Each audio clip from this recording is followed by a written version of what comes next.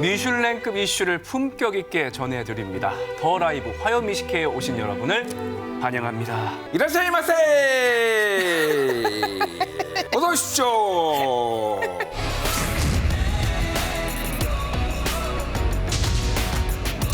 Prime Minister Fumio Kishida.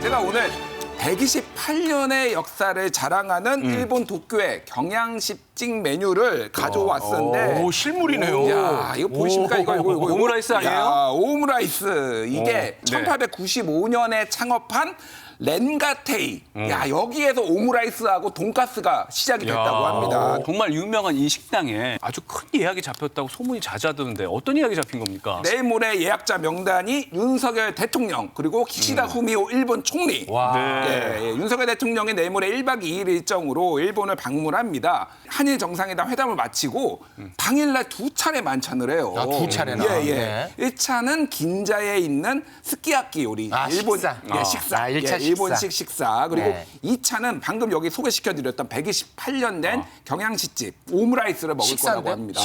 식사. 예, 예. 오보 아니에요? 오보? 이게 흔치 않은 일이에요, 그러니까. 예. 그래서 이게 2010. 예 하고 끝나요? 예. 식사 이상한데? 아니, 윤석열 대통령이 이제 음식에 대한 애정이 높다고. 그렇죠. 그렇습니까? 예, 네. 예. 일본 G20 정상회의를 찾은 이후로 지금 4년 만에 찾는 건데 네. 하루 저녁에 두 군데서 식사를 하는 거가 굉장히 이례적이다라고 네. 볼 수가 있겠습니다. 사실 이 정상 간의 음식은요. 하나하나에 다 의미가 있어요. 그렇죠. 그런 점에서 두 번 가는 것도 의미가 있는 예. 거예요. 오므라이스는 어떤 의미가 있는 겁니까? 과거 윤석열 대통령이 이 집을 추억의 장소라고 말을 했던 것을 일본 측이 기억을 해가지고 이 2차 장소로 정했다고 합니다. 그래서 일본의 특유의 손님 접대 문화가 있어요. 이거를 오모테나시 문화라고 합니다. 그래서 각국 정상이 올 때마다 맞춤형으로 그 정상이 좋아하는 거를 극진히 대접하는 이런 것들이 있어요. 예를 들면 2018년에는 문재인 대통령이 취임 1주년을 맞이했는데 한글로 취임 1주년 축하드립니다라고 쓰인 딸기 케이크를 선물해. 네. 이거는 트럼프 대통령인데 트럼프 대통령이 워낙 좋아하니까 골프 접대 그리고 바이든 대통령 같은 경우에는 일본식 정원이 아름답기로 유명한 도쿄 하포엔에서 만찬을 열고 육고 여사가 극진히 차 대접을 했습니다. 그래서 맞춤형 대접 요거를 지금 윤석열 대통령한테도 하겠다 이런 겁니다. 지금 대통령이 가서 오므라이스만 먹고 오는 게 아니지 않습니까? 지금 그렇죠. 한일 간의 산적한 현안들이 굉장히 많기 때문에 기분이 걸린 회담입니다. 오므라이스는 이제 사이드 메뉴고 주 메뉴는 이 외교 현안들 아니겠습니까? 그렇죠. 물론 오므라이스 먹어야죠 가운데. 하지만은 제일 중요한 거 요거. 자. 강제 동원 배상 해법. 네네네. 이게 지금 한국에서 굉장히 논란이 되고 있잖아요. 네, 맞습니다. 그래서 지난주에 박진 외교부 장관이 이렇게 얘기를 했어요. 우리가 이제 물컵은 반은 채워놨다. 그리고 일본의 성의 있는 호응에 따라서 그 물컵은 채워질 것이다. 이렇게 네. 얘기를 했습니다.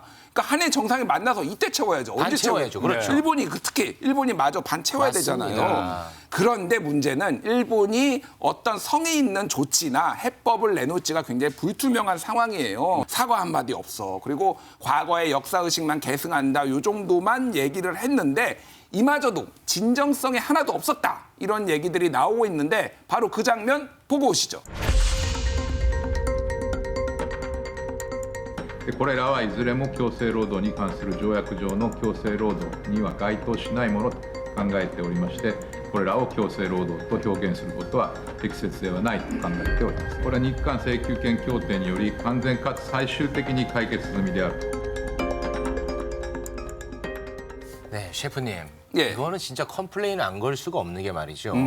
강제동원 관련해서 사과와 반성은커녕 강제동원 자체가 없었다. 부정하는 거 아닙니까? 그렇죠. 지금 일본 외무상 외교부 장관이 지금 지난 네. 9일에 한 발언인데 아예 강제동원 자체가 없었다고 부인을 한 건데 일본이 사과를 예전에 하기는 했는데 강제징용과 관련해서는 인정한 적도 없고 그렇습니다. 사과한 적도 없습니다. 맞습니다. 그러니까 그걸 요구하는 거잖아요. 맞습니다. 지금. 그래서 어제도 강제동원 피해자들은 정부 안에 지금 반대하는 입장을 냈고요. 예. 일제 강제동원 피해자 지원재단 측에 정부 안에 의한 배상금 이거를 거부 의사를 서면으로 지금 제출한 상황입니다.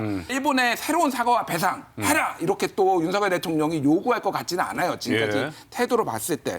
그래서 이게 빈손외교 다시 이런 논란이 불거지지 않을까 이런 우려가 있습니다. 아니 사과와 배상을 회담 테이블에 올리지 않고 지금 일본은 강제동원이 아예 없었다고 주장하는데 지금 예. 강제동원 해법이 테이블에 올라간단 말이에요. 그렇죠. 그러면은 이 해법과 관련해서 뭘 올리겠다는 겁니까? 그러니까 지금 정부가 강제동원 해법과 관련해서는 미래지향적 한일 관계를 지금 계속 강조를 했단 말이에요. 우리가 네. 조금 대승적 결단을 했다라는 거잖아요. 그래서 지금 나온 해법이라는 게 미래청년 기금이라는 겁니다. 윤석열 대통령의 한일 정상회담 일정만 봐도 만찬 다음 날이죠. 17일 날 일본 게이오 대학에서 한일 대학생을 대상으로 특강을 할 예정입니다. 네. 여기에서 윤 대통령의 제3자 변제 방식에 대해서 설명도 하고 강제동원 배상 방안이 한일 미래 세대를 위한 어떤 결단이었다. 미래청년 기금의 의미도 지금 설명을 할 예정이라고 합니다. 미래 청년 기금 관련해서 예. 이 보조 셰프들이 아주 어마어마하던데요. 야, 우리가 다 아는 그 재계 총수들이 어마어마하네요. 여기 쫙 붙었습니다. 와. 뭐 보시면 알겠지만은 이재용 삼성전자 회장, 최태원 SK 회장, 정의선 현대차 그룹 회장 그리고 구광모 LG 대표 정상회담 다음 17일에 재계 총수들과 그리고 일본의 정경련이라고 불리죠. 게이단넨 간담회를 갖고 미래 청년 기금에 대해서 이제 집중 논의를 할 예정입니다. 네. 그래서 지금 중요한 거는 양국의 기업들이 돈을 내기로 했잖아요. 네. 그러면은 일본 측에 어떤 기업이 들어오느냐, 특히 전범 기업이라고 알려져 있는 미쓰비시 중공업, 일본 예. 제철이 들어오느냐, 이건 아직 불확실하지만은 불확실. 들어올 가능성도 있다. 그 기업들마저 안 들어온다면 또 빈손외교 논란 불거질 가능성이 있습니다. 사실 지금 우리 경제 굉장히 어렵고 수출도 어렵지 않습니까? 재계 회장들이 총 출동한다는 거는 일본에 가서 경제 현안들만큼은 꼭 제대로 한번 풀어보겠다 이런 의지 아니겠습니까? 그렇죠. 지금 뭐 저 정도 우리 재계 다 갔잖아요. 네. 이거는 일단은 좀 경제 활성화를 지금 뭐 의지를 보인 건데 그래서 세 번째 메뉴가 수출 규제 해제. 수출 규제. 네.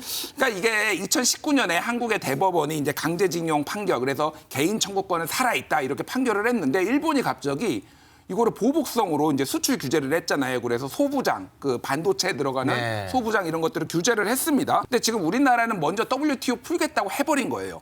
그러니까 일본 측이 이제 그 뒤에 호응하는 조치를 하는 건데 이것도 역시 동시에 하는 게 아니라 조금 선우가 바뀐 거 아니냐, 아니, 양보를 하는 거 아니냐. 이런 WTO 얘기들이 제소 안 하겠다고 했으면 이거 당장 풀어야 되는 거 아닙니까? 그러니까 사실은 우리가 그 얘기를 하면은 바로 나와야 돼요. 당연하죠. 그러면 우리는 호혜 조치로 바로 해야 된다라고 우리는 하는데 심지어 소부장 관련해서 국산화다하고 다각화 다 했잖아요. 그러니까 국산화율이 상당히 올라가는 상황이라서 네. 사실은 우리 소부장 기업들이 국산화 그리고 산업이 진흥되는 효과도 어느 정도 있었어요. 네, 실효성도 많지도 않은데 우리가 이제 제소 안 하겠다고 했으면 풀어야 되는데 참 그러니까요. 속상합니다. 참 속상합니다. 네. 예. 제가 너무 많이 속상했군요. 네, 너무 많이 속상했군요. 자, 남아있는 마지막 메뉴 하나 더 볼까요? 예, 중요한 메뉴죠. 마지막 메뉴는 바로 지소미아 복원입니다. 네. 그러니까 한일 군사정보보호협정 지소미아 문제가 이제 이번에 마지막에 오를 것 같은데 일본을 위한 디저트다. 한국을 위한 디저트 메뉴가 아니라 일본이 수출 규제라니까 우리가 보복성 조치로 이제 지소미아를 중단을 얘기를 했잖아요. 네. 하지만은 이게 미국의 압력으로 인해서 지소미아가 사실상 운영되고 있어요.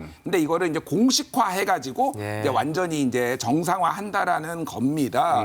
일본 측의 이제 선물이니까 이거는 기시다 후미오 총리의 전리품 같은 식으로 이제 일본에 홍보될 가능성이 상당히 높다. 그러면은 야 이거 우리는 뭘 먹어? 그러면 이게 이것도 먹을 게 없고 저것도 먹을 게 없으면은 사실 약간 외교라는 게 예, 주고받는 거 아니겠습니까? 한일 정상회담 메뉴가 이렇게 많이 올라가는데 배부르게 먹고 와야 되잖아요. 다 먹을 수 있겠습니까? 문제는 지금 먹을 수 있는 거는 오므라이스밖에 없다라는 지금 비관적 아니, 전망. 그런 말씀 하지 마요. 아니 저도 진짜 먹을 게 시작부터 뭐 말씀을 그렇게 하세요. 배부르게 먹는 거를 보고 싶은데 지금 네. 오므라이스밖에 못 먹고 오는 거 아니냐 우려가 나오는 것도 사실입니다. 여기에 더해가지고 지금 약간 놀라운 소식이 전해졌는데 일본의 후쿠시마 도지사 현 지사가 후쿠시마 현. 예, 후쿠시마.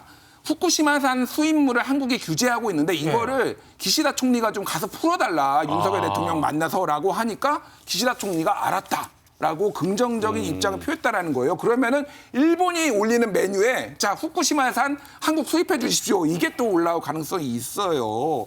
그러니까 일본은 지금 기시다 총리가 지지율이 오르고 있거든요. 맞습니다. 워낙 한국에 많은 걸 얻어내서 근데 네. 여기서 추가로 더 얻어낼 가능성이 있기 때문에 윈윈할 수 있는 내용이 담길지는 좀 지켜봐야 되겠습니다. 알겠습니다. 예. 하나를 주니까 2개 내놓으라는 그런 느낌이 좀 드는데요. 네. 일단은 저희가 희망을 좀 걸어보겠습니다. 수석 셰프 김준일 셰프 고맙습니다. 고맙습니다.